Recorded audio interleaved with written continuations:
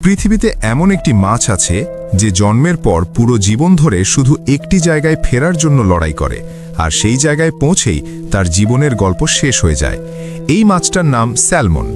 Salmon মাছের জীবন কোনো সাধারণ মাছের মতো না। এরা জন্ম নেয় মিঠা পানির নদীতে।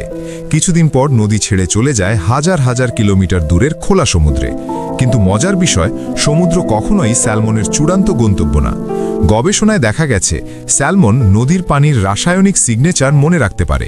এই ক্ষমতাকে বলা হয় অলফ্যাক্টরি মেমরি। বছরের পর বছর সমুদ্রে থাকার পরও এই স্মৃতির সাহায্যেই স্যালমন ঠিক নিজের জন্ম নেওয়া নদীটাকেই আবার খুঁজে বের করে। কিন্তু ফিরে আসাটা সহজ না। স্যালমনকে সাঁতার কাটতে হয় উজানের দিকে, যেখানে পানির চাপ ভয়ঙ্কর। ঝর্ণা, পাথর, জলপ্রপাত সবকিছুর উপর দিয়ে লাফিয়ে লাফিয়ে এগোতে হয়। এই যাত্রায় অনেক স্যালমন আহত হয়, অনেকেই মারা যায়, তবুও তারা থামে না। এই সময়ে স্যালমনের শরীরে ঘটে ভয়ঙ্কর পরিবর্তন। তাদের রং বদলে যায়, চামড়া মোটা হয়, এমনকি দাঁতও বড় হয়ে ওঠে। কারণ তখন স্যালমন আর খাবার খায় না। শরীরের সব শক্তি জমা থাকে শুধু ডিম পাড়ার জন্য। ডিম পাড়ার পর বেশিরভাগ স্যালমন মারা যায়, কিন্তু এটা কোনো দুর্ঘটনা না।